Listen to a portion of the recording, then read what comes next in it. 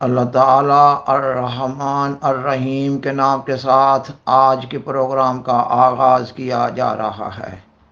اما بعد، احمدیہ پاک یوٹیوب چینل کی ٹیم کی طرف سے دنیا بھر میں پھیلے ہوئے احمدی احباب کو محبت بھرا سلام اور پرخلوص دعاؤں کا تحفہ قبول ہو۔ سامعین و ناظرین کرام، اس چینل کے پروگرامز بنیادی طور پر احمدی احباب بالخصوص نوجوان نسل کی تعلیم و تربیت کے لیے پیش کیے جا رہے ہیں۔ پروگرام کو آگے بڑھانے سے قبل درخواست ہے کہ اگر آپ کو یہ پروگرام پسند آئے تو برائے مہربانی اسے اپنے احمدی احباب سے شیئر کریں، لائک کریں اور حاضرہ کرم اس چینل کو سبسکرائب کریں۔ شکریہ۔ نیز یہ کہ خاکسار بطور خاص یہ اطلاع دے رہا ہے کہ خاکسار اپنے کسی بھی پروگرام پر کسی قسم کے ناپسندیدہ کومنٹ یعنی ناپسندیدہ رائے کو جگہ نہ دے رہا ہوگا، کیونکہ خاکسار اپنے خاص مطمع نظر کے پیش نظر اپنے پروگرامز پیش کر رہا ہے، ادھر ادھر کی فضول بحثوں میں وقت ضائع نہیں کرنا چاہتا۔ شکریہ۔ سامعین و ناظرین کرام، اللہ تعالیٰ نے جب حضرت بانی سلسلہ عالیہ احمدیہ کو خبر دی کہ آپ کی وفات کا وقت قریب ہے، اس پر آپ نے دسمبر 1905 میں ایک کتاب الوصیت کے نام سے شائع کی۔ اس میں آپ نے وہ تمام الہامات درج فرمائے ہیں جن سے ظاہر ہوتا ہے کہ آپ کی وفات قریب ہے۔ آپ نے اللہ تعالیٰ کی ہدایت کی روشنی میں اپنے بعد اپنی جانشینی کے عمل کی بھی پیشگوئی فرمائی، یہ کہ آپ کے بعد آپ کی جانشینی کا عمل خدا تعالیٰ کی تائید و نصرت اور قدرت کے ذریعہ سر انجام دیا جا رہا ہوگا۔ آپ نے اپنی جانشینی کے عمل کو اللہ تعالیٰ کی قدرت ثانیہ کا نام دیا۔ آپ کی وفات کے بعد حضرت حافظ الحاج مولانا نور الدین صاحب قدرت ثانیہ کے پہلے مظہر قرار پائے، اور حضرت مولانا کی وفات کے بعد حضرت بانی سلسلہ علی احمدیہ کے بیٹے الحاج حضرت مرزا بشیر الدین محمود احمد صاحب قدرت ثانیہ کے دوسرے مظہر قرار پائے۔ اللہ تعالیٰ نے حضرت بانی سلسلہ علی احمدیہ کو آپ کے اس بیٹے کی پیدائش سے پہلے ان کے بارے میں ایک پیشگوئی الہام فرمائی، جو آپ نے 20 فروری 1886 کو شائع کی۔ اس پیشگوئی 20 فروری کا یا پیشگوئی پسر موعود کا نام بھی دیا جاتا ہے۔ اس الہامی پیشگوئی میں پسر موعود کی 52 امتیازی خصوصیات و صفات کا ذکر کیا گیا ہے۔ مثلاً کہا گیا یہ کہ وہ سخت ذہین و فہیم ہوگا اور دل کا حلیم، علوم ظاہری و باطنی سے پر کیا جائے گا، اسیروں کی رستگاری کا موجب ہوگا اور زمین کے کناروں تک شہرت پائے گا۔ وہ اولو العزم ہوگا۔ خاکسار بیان کرتا ہے کہ اللہ تعالیٰ کی طرف سے آپ کی چھوٹی سی عمر میں یعنی 24 سال کی عمر میں آپ کو عالمگیر جماعت احمدیہ کے دوسرے امام کے منصب جلیلہ پر فائز فرمایا گیا۔ آپ نے 1914 سے 1965 تک یعنی 52 سال تک عالمگیر جماعت احمدیہ کی روحانی قیادت کی توفیق و سعادت پائی۔ آپ اپنی چھوٹی سی عمر سے ہی دنیا بھر میں بالخصوص ہندوستان میں ایک صاحب فراست و بصیرت اور صاحب الرائے دانشور کے طور پر جانے جاتے تھے۔ آپ ایک مذہبی جماعت کے امام تھے، مگر بوقت ضرورت آپ نے ہندوستان کے سیاسی رہنماؤں مسلم و غیر مسلم کی بھی ہر بار صحیح رہنمائی کرنے کی اللہ تعالیٰ کی طرف سے توفیق پائی۔ آپ کی ہر رائے کو سند کا درجہ حاصل تھا۔ آپ کی ہر رائے کو قدر کی نگاہ سے دیکھا جاتا تھا۔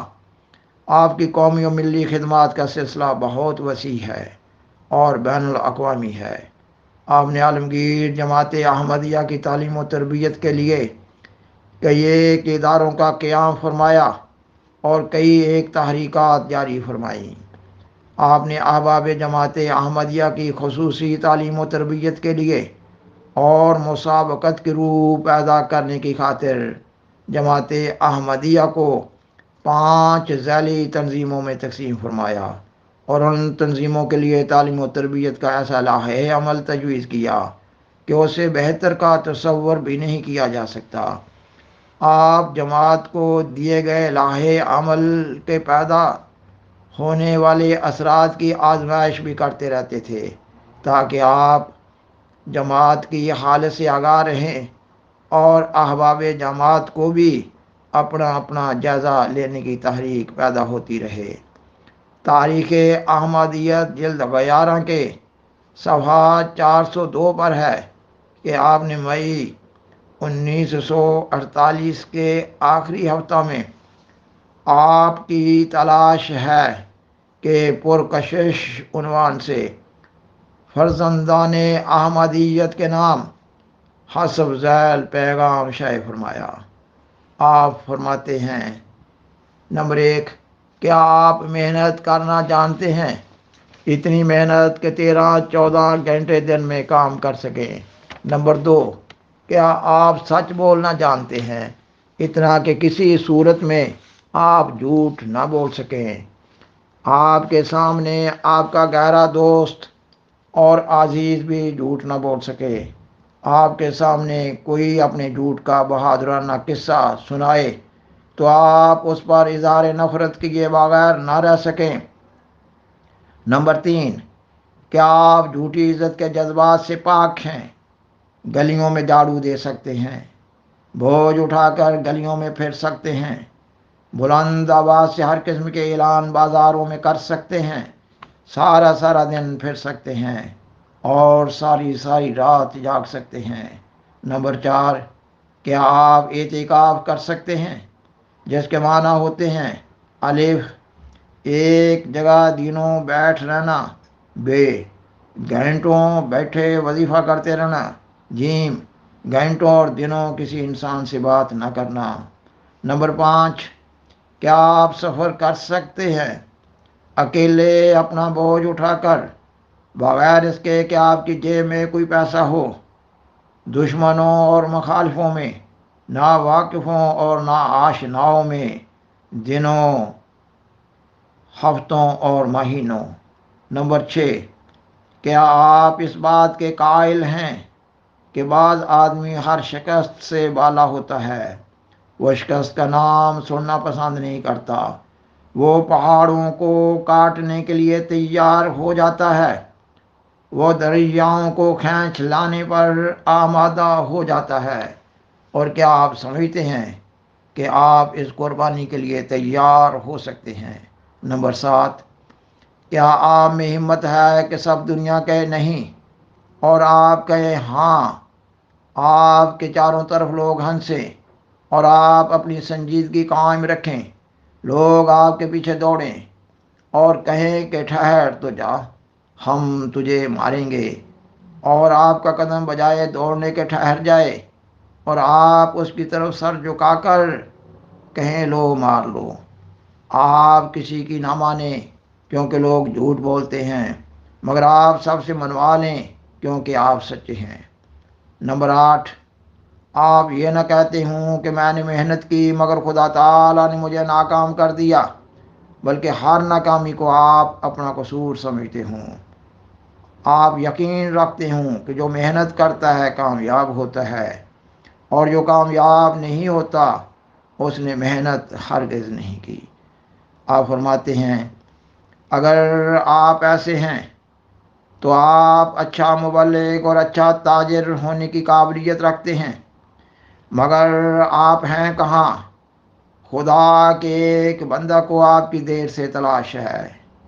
اے احمدی نوجوان، ڈھونڈ اس شخص کو اپنے صوبہ میں، اپنے شہر میں، اپنے محلہ میں، اپنے گھر میں، اپنے دل میں، کہ دین حق کا درخت مرجھا رہا ہے، اسی کے خون سے وہ دوبارہ سرسبز ہوگا۔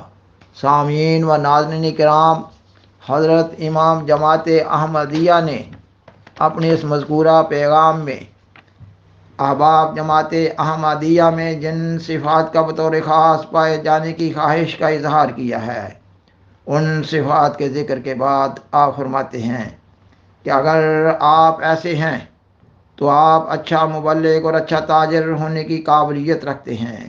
اس کا مطلب یہ ہوا کہ ایک اچھے مبلغ اور ایک اچھے تاجر میں ان مذکورہ صفات کا ہونا ضروری ہے، اور آپ جماعت کی ترقی کے لیے بین الاقوامی طور پر جامعات میں اچھے مبلغین اور اچھے تاجروں کا پایا جانا ضروری قرار دے رہے ہیں۔ شکریہ۔